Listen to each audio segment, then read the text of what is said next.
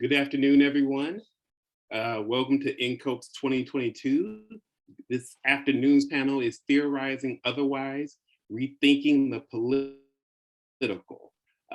We have a great, let me stop sharing this. We have a great panel for you all today, and we're just gonna get right into it. Make sure we have enough time. So, starting with Claire Crawford.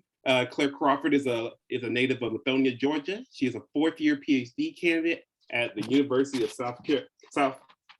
Southern California in political science and international relations. Her research is anchored in traditions of critical theory and Black radicalism, with a deep commitment to emancipatory discourse around civic engagement and political participation. Specifically, she studies how the sonic can expand the notion of political through her study of Black liberation movements. Go for it, Claire. Thank you, Justin, for that introduction. And I'll share my screen now to get into my presentation.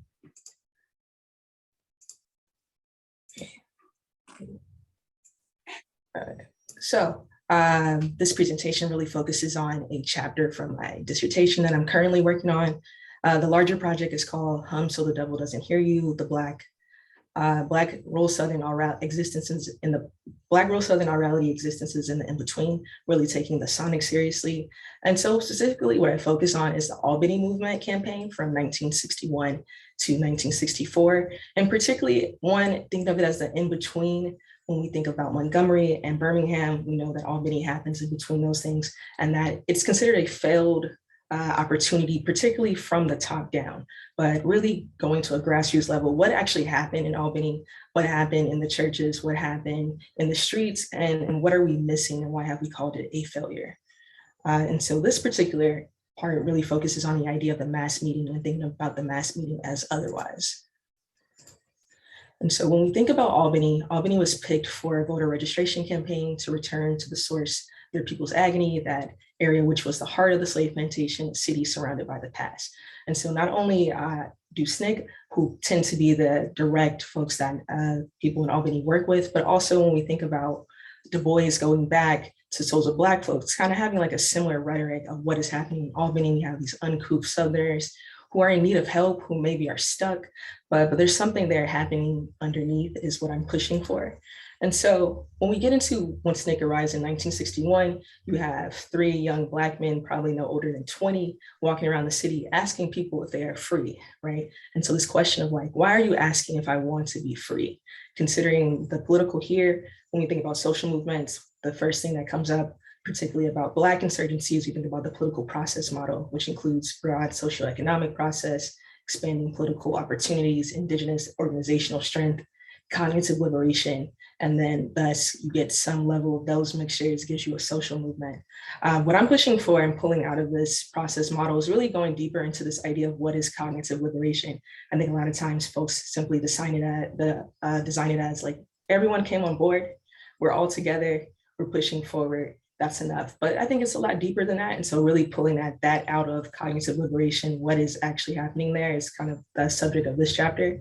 And further, really going to the elementary aspects of the political, right? So subject, act, idea, and people. And this comes from actually a decolonial scholar, Indian scholar, Benjari, really thinking about what is the political. And so oftentimes when we say subject, we'll just say Black. And when we say act, we may think of march. And then we say an idea, we'll think broadly like desegregation. And then the people in this case will be this like Black rural Southerner, but oftentimes that's it. Like we'll pull these out. We want to compare it to this idea of politics. And oftentimes, yes, the political is in politics, but it's a lot grander.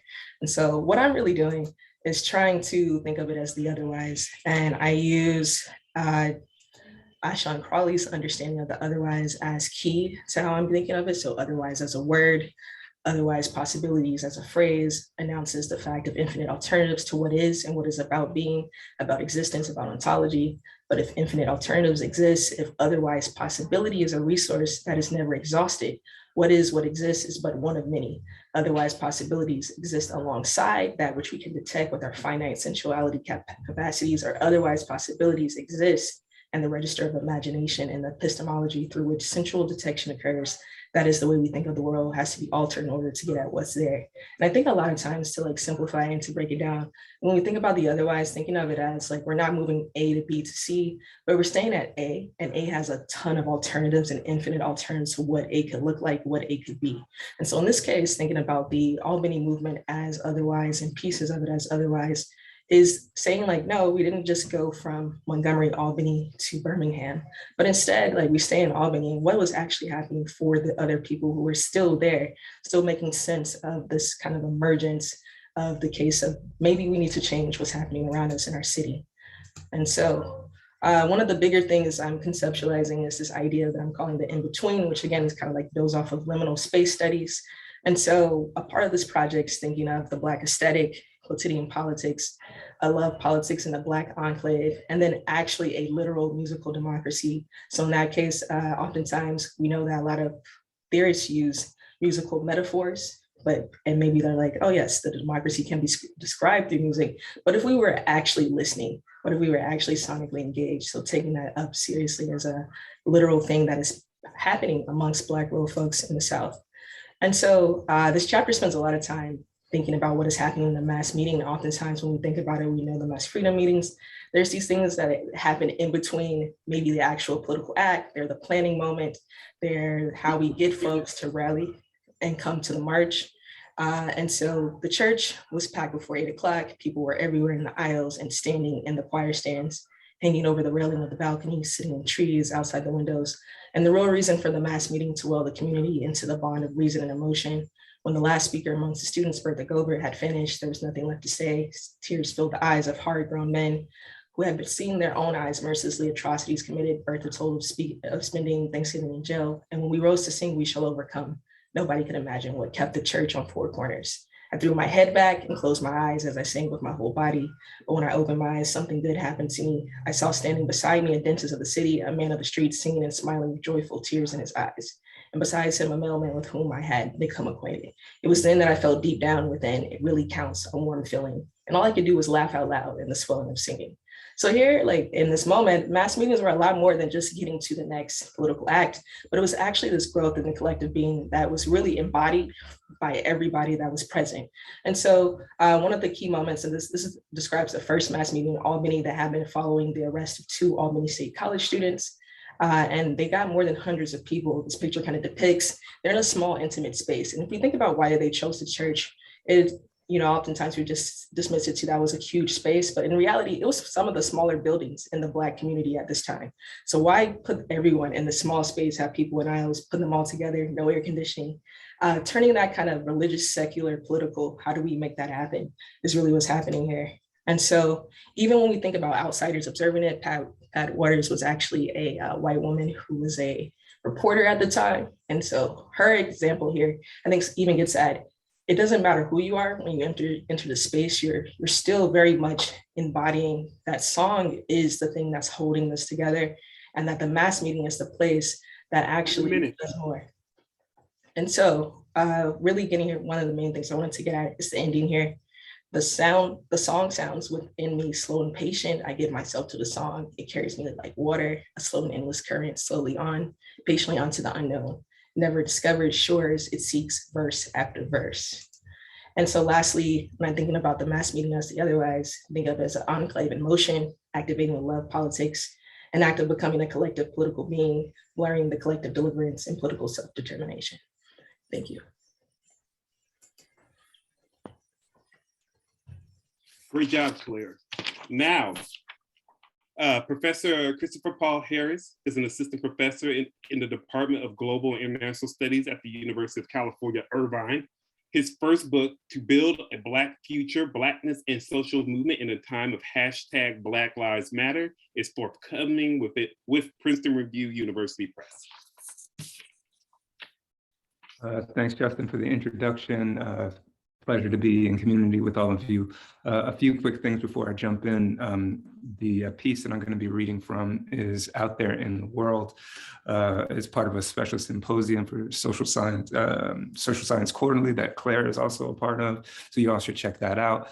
If you're behind a paywall or something and want to read the full piece, reach out to me and I'd be happy to send it along. Second thing I want to say is that the piece was actually co-authored with a sister friend of mine, Dr. Marissa Solomon, who is at Barnard College. And it's structured in 4 pieces: enclosure, defacement, revival, and against white sense. Today, I'm going to be reading from pieces of the first 3 parts: enclosures, defacement, and revival. So I'll jump into it right now. Black grammar is an inherited repertoire of rebellion prescriptive of a future yet to come. It brings into focus the shape, scope, and historical antecedents of the 2020 uprisings as examples of Black livingness, something we do and learn by doing. While this repertoire is a long-standing mode of survival, it is also a call, an index, a vision that insists not on the reform of our current world, but rather the end of it. Building on and channeled through a shared heritage, we see Black grammar as synonymous with the praxis of abolition. It is and has always been a fugitive response to the enclosures erected for property and profit, enclosures to which Black bodies are relegated, but also critique, disfigure, and dismantle with Black joy. While grammar names the structure of rules that outline the parameters of a language, it also details the study of what language enables, how it is used, what it performs, and its multimodal plying of space to speak out something else. So we draw attention to how Black grammar, as practiced and performed during the uprisings, prefigures liberation, toppling monuments, burning buildings, singing, shouting, dancing where we don't belong. We elevate these tools, defacement and revival, forged through captivity, enabling us to speak, demand, and conjure the end of white supremacy. Our attention is to make room for these acts, to allow them to teach us about the now, what has always been, and a predicate future in which the mattering of Black life is the horizon. Black grammar names how we use tools, not a complete range of what those tools are.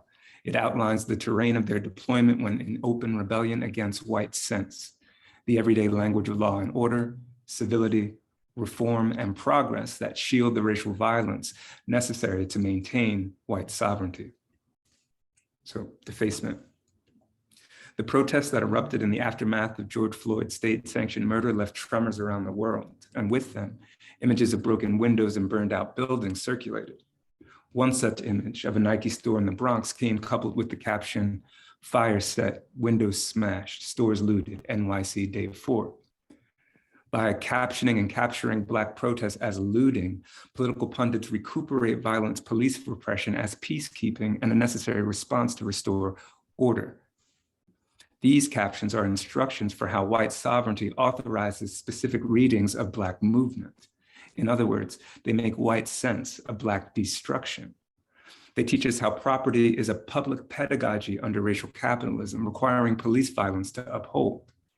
And while the racial terror of policing authenticates this reading, it also obscures how Black destruction critiques sovereignty's calculus and the racializing project of protecting property by subverting white sense. Amidst political unrest, meditations on the ethics of looting remind us how central protecting property is to protecting whiteness. Black protest is thus a threat to the common sense order of white dominion and its violent quotidian erasures. For non-white bodies subject to the mandates of property, statues of slave traders and conquistadors, police precincts, and the steps of City Hall materialize inscriptions that naturalize oppression into the public domain. Destruction, then, is not just an irrational act or a result of mob mentality. Toppling monuments to enslavers and colonizers is a way of challenging the reigning economy of speech about whose history matters. As a form of writing, defacing the pedagogy of property upends the grammars of whiteness. Black life and death are not just punctuation marks within liberal inscriptions, inclusions, or progressive white futures. Black writing and its grammars seek to tear at the seams of a world written with sentences that foreclose endings and Black beginnings. Black protest attacks and thus critiques regimes of property central to white supremacy's material formations, territory, and monument. By defacing the whiteness of public pedagogy, these acts refuse the conditions and presumed authority of how we speak the world into being. As techniques of defacement, Black grammar reframes looting as collective declarations about the presence of the past and the agentive annihilation required to bring a different future into being. And this will be the last section I'll read from Revival. If defacement is an act swung in service to an alternative future, so are the moving hips, gestures, and chants, a Black-led movement building that resonated through the streets. Singing and dancing, the euphoric fashions of revival reflect techniques of the body that serve as co-conspirators to anger, rage, and the necessity of destruction. So along with defacement, we understand revival to be part of Black grammar's habit memory, the knowledge of being a body of a certain kind, a Black body once bought and sold. An ancestral tradition cultivated in cotton fields and slave cabins, the alchemy of Black protest transforms music and dance into a promise of freedom. It recasts Black joy as an experiment with liberation. These ecstatic rituals of sound and motion signify a world outside the corporal protocols of white sense. They conjure stories brimming with fugitive knowledge archived in the reservoir of Black social life. As a counter-narrative to those sanctioned by the state, tales of Black communal resistance defy political order premised on Black dispossession, subjugation, and death. In other words, we see the joy evident in the uprisings, the variety and spontaneity of its forms as a roadmap and prelude authored by the ungovernable. Videos demonstrating the range of performances during the protest bear witness to this duality. At a march in Chicago, the bombastic blare of trombones led a second line of high knee, high steps and shouts. During a rally in front of City Hall, revelers in Atlanta bopped to a hip hop beat based on a Black woman's defiant taunt, "You about to lose your job." While exploding here and now, the refusal enacted through these willful embraces of joy are nonetheless acts of remembrance. To take a vivid example, a young girl in Puerto Rico moved to the percussive spontaneity of the bamba, a drum-back shake rooted in slavery, to a bevy of onlookers. Like the other moments of revival, her performance registers how Black communicative motion and form is inherited, a call and response that exceeds temporality. Unbounded, embodied, and diasporic, the choreographies of resistance within and across the uprisings announce the past, present, and future tense of Black grammar. They demonstrate that abolition names a praxis along stage striving, as much as it outlines parameters for the unseen. And I'll stop there. Thank you. It was great. And I look forward to talking more about it. Sorry, I'm trying to reset the watch. All right, next is Professor Shaw, Professor Greene, and Professor Collins. Professor Shaw is a past president of the National Conference of Black Political Scientists, a former member of the Executive Council of the American Political Science Association and the Southern Political Science Association, as well as involved in numerous other professional and civic groups. And Professor Greene, who will also be presenting, received his Bachelor of Arts in Writing and Linguistics with a concentration in creative writing from Georgia Southern University. His Master of Arts is in History from Georgia Southern University and earned his PhD in History from the University of South Carolina, Columbia. And Professor Collins, who is not here, received her PhD from the University of West Virginia and specializes in African American literature. Thank you all.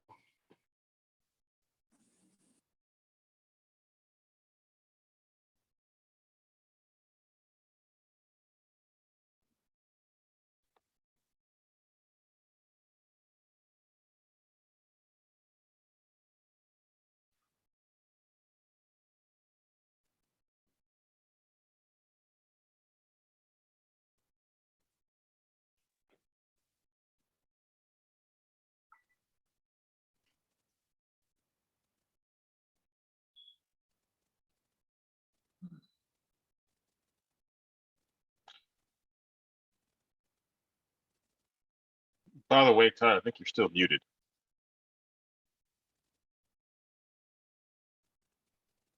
All right. Thank you very much on behalf of myself and my co-authors.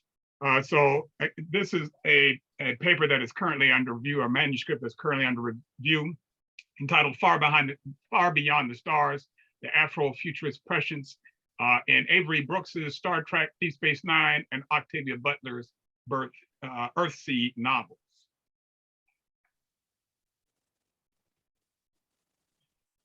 In this work, we are, I was being a bit of a literalist in thinking about the theme of this conference of Black visions of Black futures in our discussion of Afrofuturism.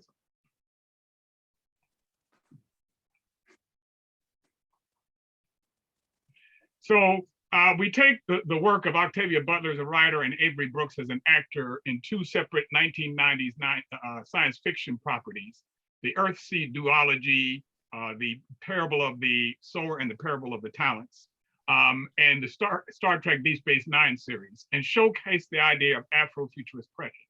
We argue that the speculative fiction subgenre of Afrofuturism includes within it the idea of Afrofuturist prescience, where the duality of religion and science are reconciled versus what is traditionally a hostile binary in Western thought.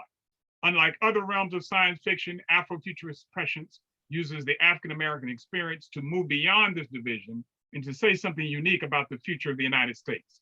Both Butler and Brooks crafted works of fiction that were influenced by the Reagan-Bush eras of the 1980s and 1990s, and still have much to say to a United States now wrestling with political, social, and economic decline in the early 21st century. Afrofuturist prescience, as presented through the artwork of Octavia Butler and Avery Brooks, critiques the classic utopian ideas of American science fiction while offering fresh visions of tomorrow informed by the African-American experience. I'll now hand it over to my lead author. All right, so I think everyone's wondering what exactly is Afrofuturist prescience, and to get to that, we have to first define Afrofuturism itself. Afrofuturism, of course, has both thematic and expressive complexity. People who are adherents of this paradigm expound upon several core motifs that are rooted in African or Black history and cultures. Among them, of course, include Afrofuturism's embrace of double existences, or the blending of the supernatural and cultural with the technological and objective. The best example of this, of course, is W.B. Du Bois' ideas of double consciousness. This is simply being really grafted onto Afrofuturism and science fiction, more broadly speaking. Now, Afrofuturist prescience as an idea is, as we define it, is how Black cultural and social visions of the future, alternate realities and/or technoculture integrate perceived incongruities into inseparable wholes that rely on both the known or real and the unknown or surreal. The intersectionality of Afrofuturism is also evident in how it empowers the collapsing of epistemological binaries. So Afrofuturism does not perceive a polarity between the technological and traditional, or the spiritual and the empirical. Afrofuturism suggests instead that they are integrally part of a holistic imagination of a Black presence in the cosmos. Now, in our actual paper, we go a bit deeper into the themes of Afrofuturist prescience as it relates to both Earthsea and Star Trek Deep Space Nine, and we have a few here. Number one is the idea of the reluctant prophet scientists, people who meld the mystic and unknown with the empirical or observable. So you have Lauren Olamina in the Earthsea duology, and Benjamin Sisko as the emissary in Deep Space Nine. In both cases, there are people who are actually quite comfortable with saying that there may be a spiritual and a secular element to society that can meld together in their own belief systems. That these two things are not opposed to each other. Another one is the scientific Jeremiah, which is how prophets use discernment and science to really prophesy or predict an inevitable decline or renewal of society. Again, you see this in both Earthsea with Olamina's Earthsea text, which is a key part of the duology, and Benjamin Sisko's experience in the past tense two-parter as Gabriel Bell, where, for those who don't know, he returns to 2024 San Francisco, and he finds himself having to take the place of Gabriel Bell, who in Star Trek's future is seen as a civil rights icon, so to speak, who helps really give sense to what the United States could and should be, as opposed to what it actually is, an empire in decline. For both of these characters, that scientific Jeremiah is a really big idea. Another part of this, not surprisingly, is the utopian and dystopian. This idea of a duology of despair and hope, or oppression, liberation dualities, which is part of a global Black experience. Now, in the case of both Olamina and Sisko, their narratives and their various stories, they speak to dystopian past, with Olamina, of course, the last 30 years from the 1990s onward being a dystopia in her own life. Ben Sisko looking back on Earth before Star Trek's idyllic future being a place of world war, pandemic, crime, etc. But at the same time, both of these characters look to a possible utopian future, that things may seem bleak now, but there is always not just a hope, but a sense that things will get better through perseverance and through actually pushing for it. And of course, I think we'd be remiss if we didn't mention that with both of these stories, space or rather, how someone will put it, space is the place in this situation, embodying both the prospects for human freedom and at the same time, a new battlefield for human conflicts. Of course, I think many of us are familiar with how the US government and Americans in general tend to think of space as the next frontier, or in the case of Star Trek, the final frontier. But both of these stories take that idea seriously and critique it. With Olamina and Earthseed, of course, they named their ship that leaves Earth the Columbus, after Christopher Columbus, which raises a whole set of questions. And then, of course, in Deep Space Nine, there's the fact that conflict and war takes place in space, the very place that also embodies humanity's future and humanity's hope for a better tomorrow. 1 minute. All right. And then, of course, we have the contradictory multiculturalisms. In the case of Earthseed, the settlement of Acorn is diverse, but at the same time, it has almost a neoliberal attitude towards politics and economics and culture.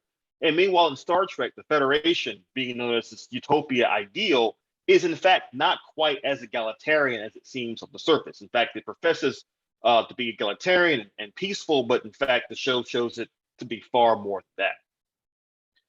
Now, in conclusion, when we're thinking about Afrofuturist prescience, and we're thinking about how these narratives work, one thing to keep in mind with both Deep Space Nine and Earthseed, a creator need not intend for a narrative or story to inspire certain meanings, implications for the reader or viewer to derive these meanings and implications. In short, the intent of a creator's story is one thing.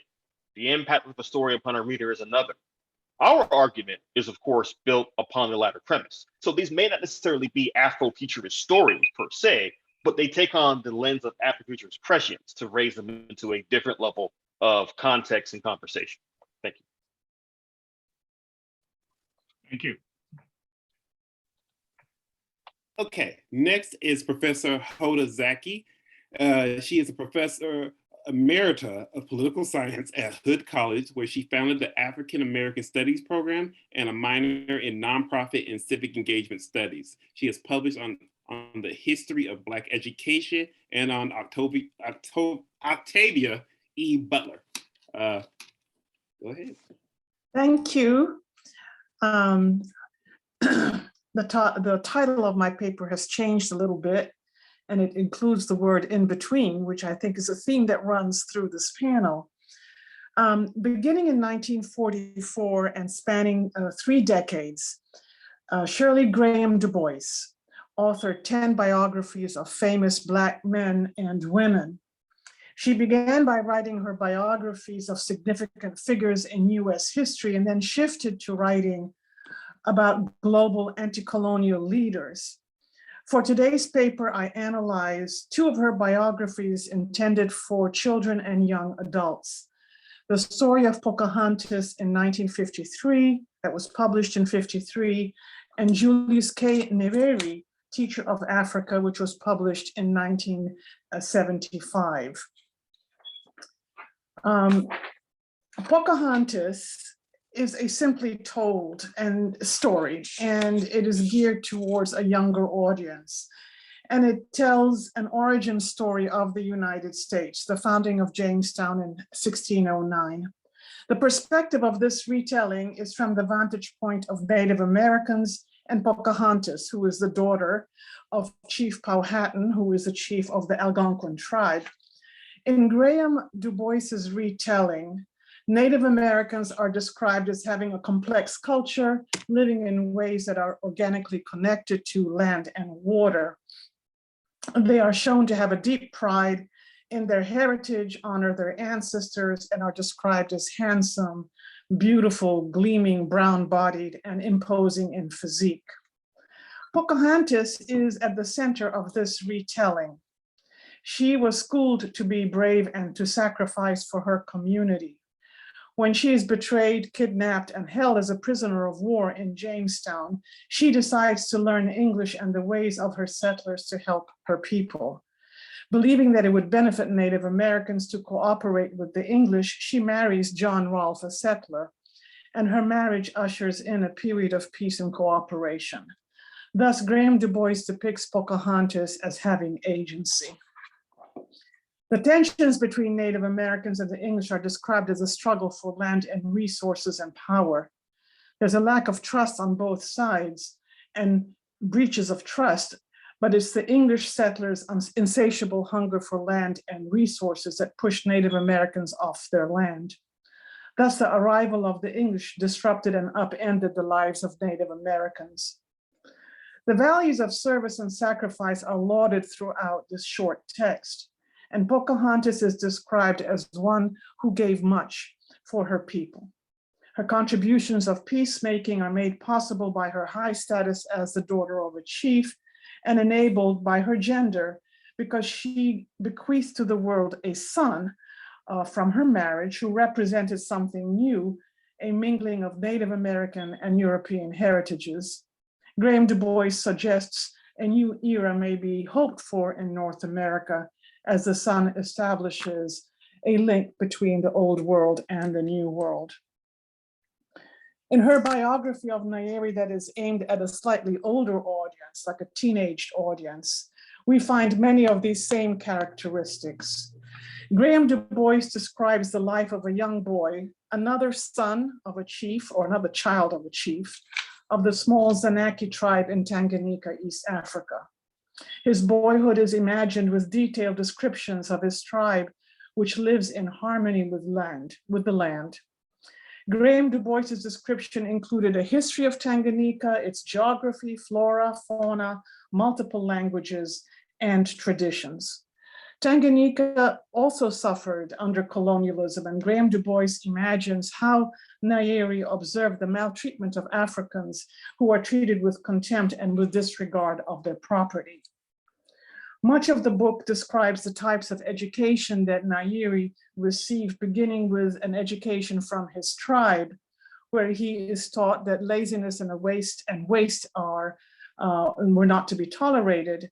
And he is initiated into tribal rites, which teach responsibility and respect for traditions. He then becomes active after a lot of education in an organization that becomes a political party that leads Tanganyika to independence. Graham, and in this description, she's really describing the process of decolonization. So what I look at in those two biographies is that I distill 5 literary tactics that Graham Du Bois used in her biographies.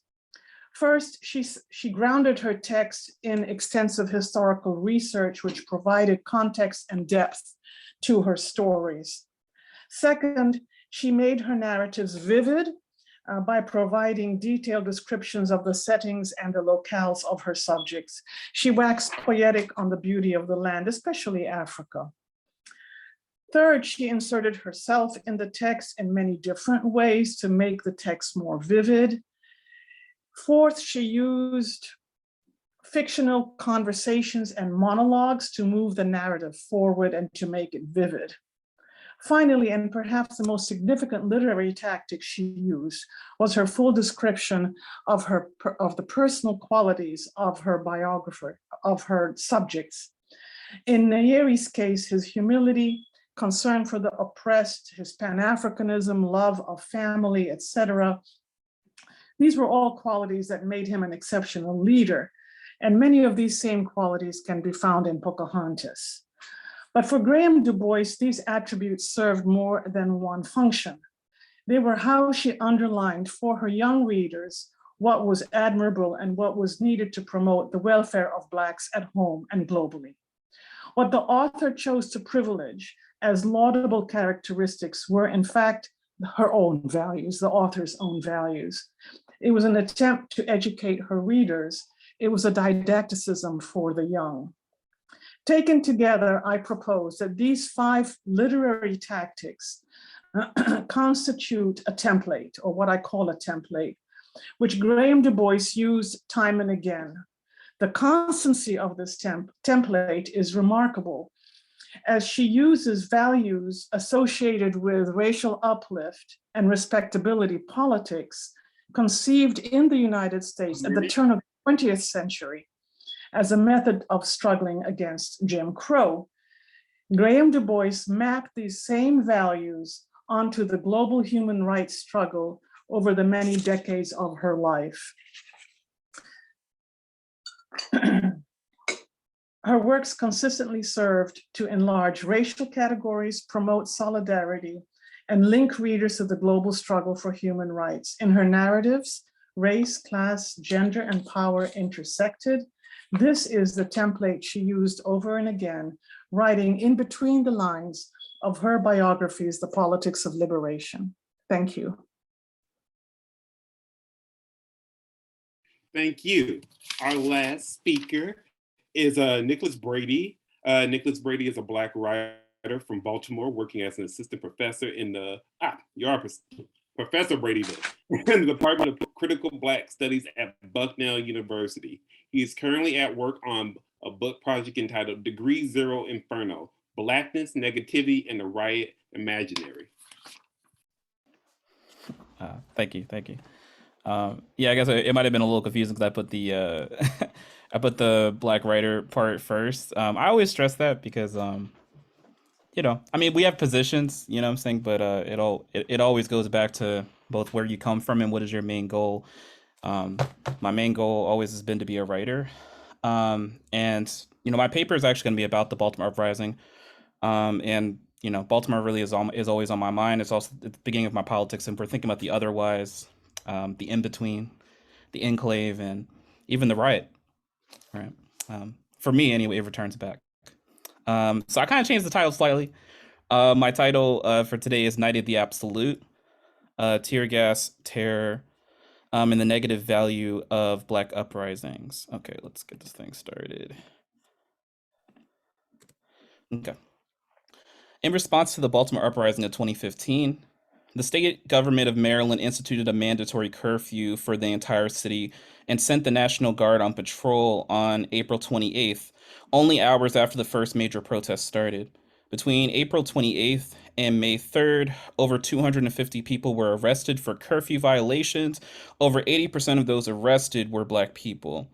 At most major protests during these days, the police administered tear gas, as the picture here dramatizes. Baltimore United for Change, which was a coalition of several nonprofit and grassroots organizations in Baltimore, leading protests, reported days later that there was a clear pattern of where they used the gas at. They either used the gas in Black neighborhoods or at the sites of Black-led protests. And if anyone knows anything about the uprising, there were many protests and many different sites of organization happening across the city. So, right, the police are picking and choosing spots. There's not just one central protest, right? They're picking and choosing which ones. While tear gas is used against protesters of all races, the report found that the tear gas was primarily used right along the same pattern we found in the arrest. Tear gas is considered non-lethal technique by the police. It's considered to be an alternative to bullets and batons. They believe this in spite of the fact that tear gas was found to be responsible for 60 deaths between 1990 and 1995 alone. Recent research by the United Nations, among other international agencies, also found that tear gas contains chemicals that is correlated with rises in infant mortality. And currently, tear gas is outlawed internationally as a crime of war by the 1993 Chemical Weapons Convention. So, in spite of all that, why is it considered to be non-lethal, and how did a weapon that is outlawed for the use of war become a non-lethal technique inside the United States? Designed to force people out from behind barricades and trenches during World War I, tear gas causes burning of the eyes and skin, tearing, and gagging. In addition to its physical consequences, tear gas also provokes terror. Right? Go back. All right, Amos Fries who's infamous as being a chief of the U.S. Army's Chemical Warfare Service, put it in 1928, "It is easier for a man to maintain morale in the face of bullets than in the presence of invisible gas." So he would actually link that. Gas is actually much more terrifying for folks. "The tear gas throws individuals into a condition in which he can think of nothing but relieving his own personal distress. Under such conditions, an army disintegrates, a group disintegrates, and a mob ceases to be. It becomes a blind stampede to get away from the source of torture. Tear gas then individualizes a group through terror and pain, and this is the reason why it becomes so useful for police. It makes people become super hyper aware of their own body, right, and less aware of themselves as being part of a group. The psychological impacts of tear gas gave police the ability to demoralize and disperse a crowd without firing live ammunition. Right. By the end of the 1920s, police departments in New York, Philadelphia, Cleveland, San Francisco, and Chicago were all beginning to purchase tear gas supplies from colonial sites outside of the United States. Meanwhile, sales abroad also included colonial territories of India, Panama, Hawaii, right? If we understand Hawaii to be a colonial project of the United States. Thinking about this relationship between colonial necropolitics and police violence, Amos Freese in the quote here, and I'm not going to read the quotes, I got to keep time under consideration, but we see this quote here, right? He makes a kind of direct relationship between control of colonies and control of populations. While tear gas remains a technology of terror used by police against many different types of protests, we find that they are much more willing to use gas at Black-led protests than they are at non-Black ones, even when proper paperwork is filed. The police knowingly weaponize the very air that Black people breathe in order to destroy what is supposedly a constitutional right.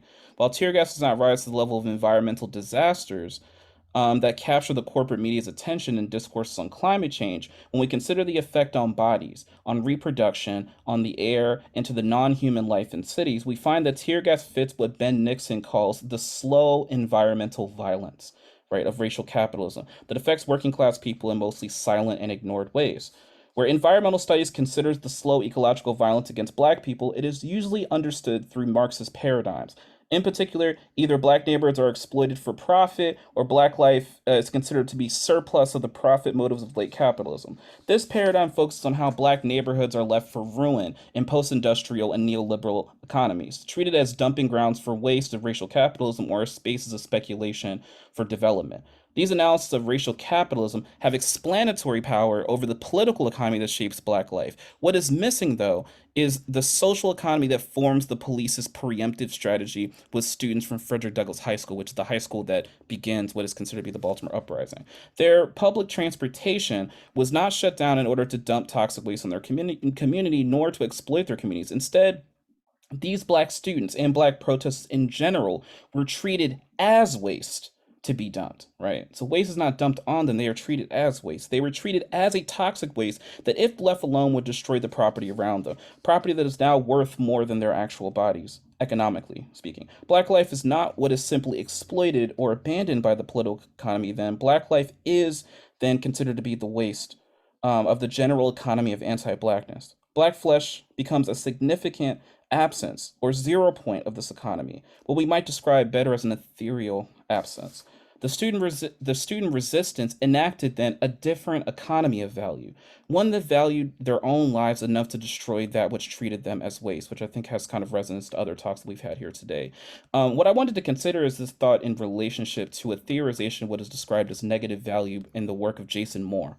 Jason Moore, in his text Capitalism and the Web of Life, Ecology and the Accumulation of Capital, theorizes toxic waste as a form of what he describes as negative value, right? Negative value that limits capitalism from within its own logics. Environmental studies tend to comment on the contradiction between capitalism's pursuit of endless profit and the fact of resources being infinite and the earth being infinite as that which cannot sustain capitalism. Moore takes this common sense approach to environmental studies to a stronger conclusion, writing that capitalism will actually not survive until the last tree is cut. For Moore, capitalism will not endlessly mow down the earth, for the toxic waste it produces will actually destroy its profits from within, meaning its toxic waste will destroy the very capacities of capitalism to expand at some point, much before the earth is actually destroyed. On this note, he writes, and this is the quote I have here above, with negative value, we are tracing a much more than socio-ecological externalities, right? The combination of depletion and unpredictability is the hallmark of an ongoing transition from surplus to negative value, right? So he's citing that beyond the CO2 filling the atmosphere, right? He uses also examples such as pesticides that not only spread toxic chemicals, but form super pests in reaction that crush future profits, and also nutrient depletion from monocrop production on soil. The cascading effects of forest destruction speeding up the window of climate change, among many other examples. Moore reveals that in spite of its ambition, capitalism can never grow larger than what we describe as the nature or web of life, but is always formed in its web of relations. Formed in this web, then, is where it remains caught, and its waste comes back to haunt it. The toxic waste that it dumps, right? The toxic waste of capitalism will not only affect human life in spite of capitalism's dream, its waste also negates its own value, which is why he differentiates that from surplus value. It's that which negates value from within its own bounds. This is what Moore describes as negative value, or what I would also describe as the dark underside of surplus value. In spite of Moore's environmental focus, he also mentions, right, another form of negative value, which, right, he calls social movements. What I hear, though, in this theorization of thinking about social movements as parts of value coming back to haunt it, right, or maybe if we go all the way back to slavery and slave rebellions, as the possibility of slave rebellions to mark that which destroys wealth from within. Now, this is where we expand past Jason Moore's work, because this is not at all what's in his text. Gerald Horne notes a very interesting fact in the Counter-Revolution of 1776 when he writes, right, that slavery fueled a rising capitalism. However, ironically, breaking the bonds of slavery was necessary if capitalism was to realize its full potential, not least since enslaved Africans were fiercely determined to destroy the wealth they were creating, along with the lords of the lash. As Horne and others, including Eric Williams among them, has noted, Britain did not shift towards abolitionists simply from morality. The profitability of slavery became a question mark because slaves would not accept their place in society. Slaves were not merely laborers, they were forms of actual capital, a form of wealth that produced more wealth. So the simple act of escaping a plantation meant that slaves took all of the capital and speculative surplus value that was invested in their flesh with them. Beyond that, slaves poisoned masters, slowed down work, destroyed tools, and also, in the case of revolts, burned down plantation and crops. Slaves then were not only a form of wealth that produced more wealth, slaves were a form of wealth that could destroy wealth, and this is where their fundamental liability comes into case. The slave rebellions then are a bit of what is considered to be the waste product of slavery coming back to haunt it. If we're understanding from the slave economy's view on blackness that black consciousness becomes a kind of waste product, this is a kind of waste product coming back to destroy from the externality. While Moore does not theorize slavery or slave rebellions, we might say that before pesticides or CO2 became a decisive factor, slaves embodied the first form of negative value that destroyed mercantile capitalism from within. With this tradition of black people negating the surplus value of racial capitalism, we now can consider what the black students of Baltimore were doing when they revolted. Historically, black rebellions became an ultimate source of liability and anxiety for the restricted economies built on extracting production and wealth from black flesh and black neighborhoods. These rebellions revealed the general antagonism at the heart of this general economy. We can understand then the figure of blackness as a significant absence that joins together the social at the elemental level. This significant absence is something that older theories of what we can describe as ether might have been describing as a kind of omnipresent element that joins together all other elements. Ether is also a word for a highly flammable substance, a substance that is used as an intermediary in industrial processes, but is also prone to spark and explode. What is important about the actions of the black students and those that follow in their wake was their choice to affirm their own desires to be free of constraint. The affirmation of desire paradoxically embodies a negative value beyond the very terms of value itself. A negativity only meant as the capacity to be destructive of all forms of anti-black valuation. This is the blackness of power. The black power that was never and can never be known in this world. The force of black radicalism that does not register as a political presence, but its force marks an indelible and powerful impression, and the ability to rip the political at the very seams. Thanks. Thank you, Professor Brady. Now, I will be very, very quick on my discussing duties of the questions that I have for you all, and then we can open it up to the audience for them to ask questions. First, and I'm just going in order and when I read the papers. So first I'll start with Professor Harris. First, I understand your piece to be speaking of Black radical actions as forms of speech that challenge white supremacy from a historical and contemporary perspective, my one sentence understanding of it. And the piece, and I found the piece to be thought-provoking, and it made good use of storytelling and to explain radical resistance. I just really enjoyed the imagery that came to my mind as you were writing.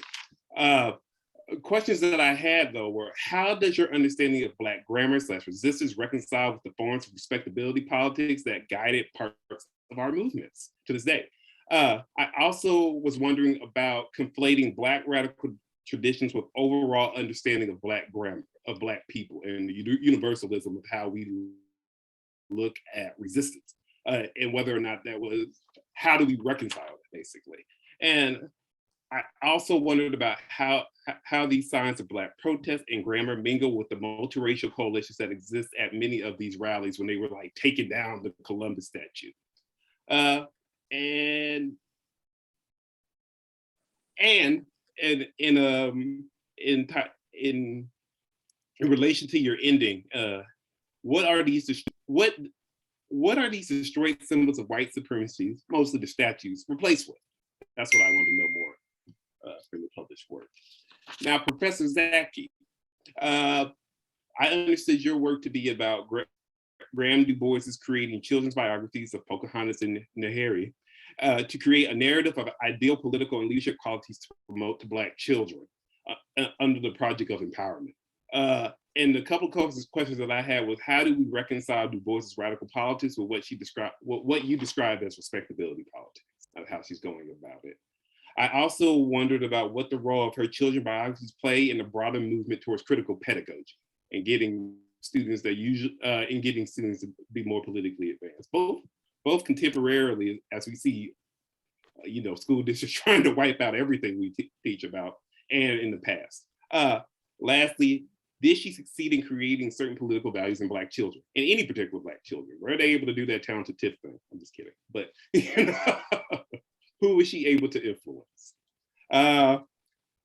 Claire, thinking through from what I understand, your dissertation chapter is thinking through the power of mass meetings and political organizing of Black folks in Albany, Georgia, as a case, using Albany, Georgia as a case study. What I wanted from your chapter, and I know that you're like me right now with dissertation chapters. It's like, look, I'm trying to come up with the idea, I'm trying to move through, but you're still thinking it through. So I understood that part. That was cool. But I would like to hear you to define what the mass meeting really is and how you're using it in your chapter. And how does it relate, or how does it differ from just the Black church? I wanted to hear a little bit more about that to understand, because I understand that you're talking about the Sonic and everything, but a lot of that just brings up religious aspects of what was happening in the civil rights movement. So I want to know what that separation was. What did it look like when, the Black Panthers were having their mass meetings and stuff like that? Just secularly. Not to say that you have to necessarily bring them up, but just what does a secular mass meeting look like, or does it look like anything? I think I know why Albany is the case study now that you had your presentation, so thank you. But just elaborate on it and lead with your analysis a little bit more in the paper. There were a lot of quotes, but I wanted to hear more from you and what you were thinking of all this. So you use the quotes, but really make sure that your analysis comes first when you're using those quotes. And that was it. It was great. Professor Shaw, Professor Greene, and Professor Collins, from what I understood of this essay, and in full, I'm gonna be honest, I'm not a Trekkie, so it took me a while to understand what's going on. but from what I understand of the essay, introduces the concept of Afrofuturist Prescience, which focuses on the relationship of dualities. And some of those are like the religion and technology, utopia, dystopia. And Octavia's Butler's Earthseed and Star Trek Deep Space Nine that create a more accurate portrayal of Blackness in the future. And that's what we're trying to get, and what it's going to look like. And what I took from it was, first, I could have used a little bit more of elaboration on the world building of what these places mean to Black people. I know that you all talked about, kind of how Star Trek, kind of did color blindness for a little while, and didn't really focus on Black people. But now that we're looking at Deep Space Nine, and I admit I went on Paramount Plus to look up some episodes, what does that Black world look like to us in a place that isn't really exclusively Black? Star Trek. Also, I did want to know why we should ignore the fact that Octavia Butler and Brooks don't see themselves as the Afrofuturists. I wanted to hear a little bit more than what I got at the ending. Like, why is it that we get to define Afrofuturism to them on their work and their art? What is it that we're doing that they didn't recognize themselves to be doing? Lastly, at the very beginning, at the middle, you talk about the importance of demographics of the audience and how Star Trek became this like, kind of like a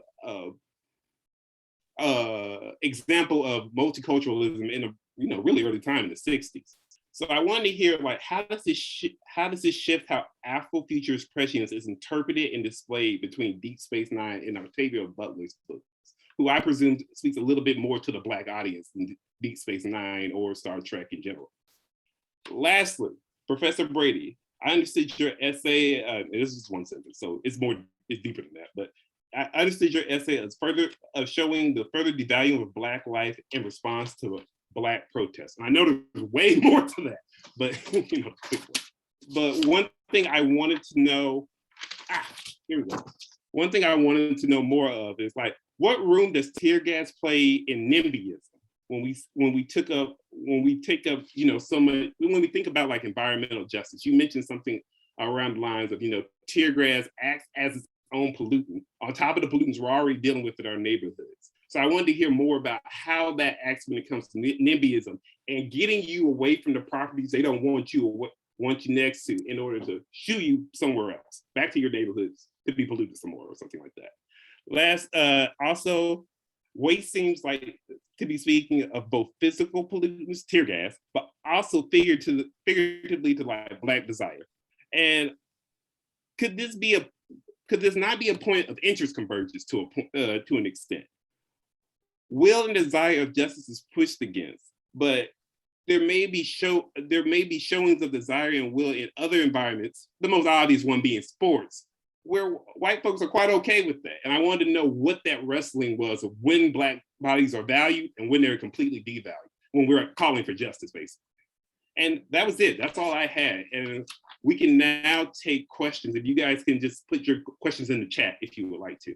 And while we're waiting, you're more than welcome to answer my questions, ignore my questions, ask your own questions.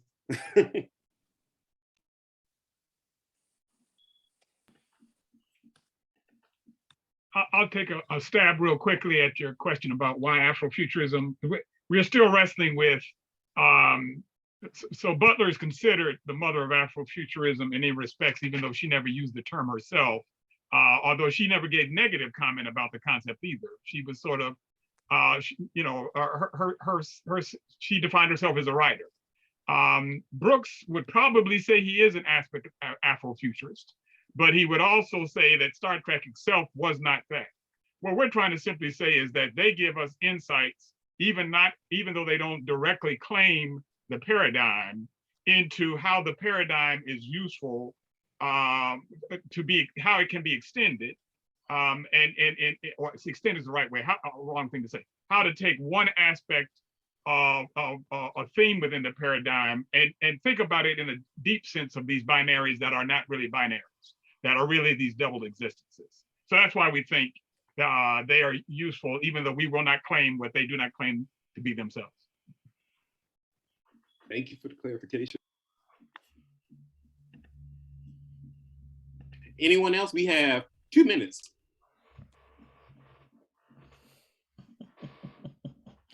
I mean, I could handle a little bit of, I feel like the second question, the question about value and devalue.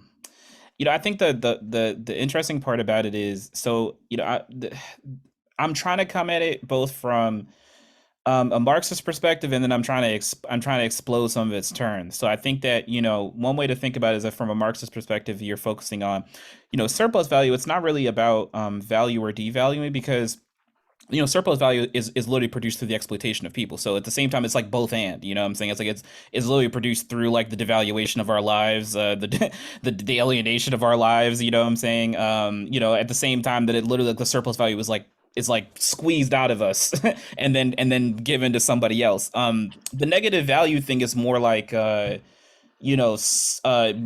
capitalism produces things that it calls externalities, aka things that they don't really care about, things that they don't really think are very important because they literally aren't profit. They're not about profit. And all of those things that are external, Moore's making the argument that those things will come back on profit. So like a lot of his book is like on agriculture, and it's like a really interesting book. Because like a lot of books on agriculture, a lot of book will be like on like, oh, you did all of this like stuff to deal with weeds, and you did all this stuff to deal with the bugs and stuff that come and destroy crops. You did all of that, but then literally the thing that you made makes super weeds that make all of Monsanto and all that stuff. It makes it all literally nebulous, and it like completely harms your bottom line. So that's how he's theorizing negative value, which is that all the things that capitalism makes external come back to actually harm and destroy its value system. I just took that like real small part where he's just like, oh, social movements also might be a part of this, and I was like, that's actually an interesting thought process if we think about the fact that as black people, we weren't just laborers, which is what Marx is really concerned with in terms of surplus value. It's how human beings are devalued as laborers and labor power, but we were capital, right? We weren't just commodities. Like we were actually, right? We were actually the thing that was supposed to produce more wealth through circulation. So if we understand the social death of black people as being intimately tied up with capital, then it kind of, to me, it does an interesting thing, which is slavery severs us from our motive will, literally says your will doesn't matter. It makes the will into a waste product. And I think that kind of links up, I think, with that sports thing you're talking about, because you see it with athletes, which is that the second they put their will back into the situation, everyone's like, shut up. We don't want to hear that. We want to hear what you're doing on the field. I don't want to hear what you have to think about the world. And also that goes for politics when they're against the police, but it goes for even nebulous stuff, quite frankly. Like even if they have like nebulous opinions about anything, it'd just be like, I don't really care about that stuff. Please dribble. Please do this, that, or the third. We don't want to hear that. So I think that kind of severing that happens with black people, which is that they want our bodies, but they don't want the consciousness that comes with the body. I'm interested in how that might come back to negate value from the internal. That's kind of what interests me there. Okay, thank you. I'm sorry. I took up people's time. My bad. Anyone else before we go, and before I give the reminder to donate? Hey. Justin, I'll just thank you for your comments. I won't take up any time responding, but we can have a conversation, continue the conversation another time. But I appreciate you giving it a read, and grateful for the synchronicity and through line of this panel. Absolutely. And thank you all, because you all were great. I learned a lot. I reread and reread to really get an understanding of what was going on, because it was great work. It was brilliant work. And I really mean that. Every once in a while you get tired of reading about old white folks. So it's good to hear from you all and really talk. Now, on top of that, to keep NCOBPS going and to fulfill my duty, remember, let's go back down a little bit. There we go. Remember to donate when you have the chance. And that is my last little thing to say to you all. Make sure to donate to NCOBPS. Make sure to keep this going and keep everything that we've been doing to further the Black community, to further Black research, going through donating, making sure NCOBPS is able to stay right, and make sure that we all still have a voice. And that's all I have to say. Does anyone else have anything else to say? Then I will let you all go. Thank you. Thank you so much. Everyone have a great day. Take care. Mm-hmm.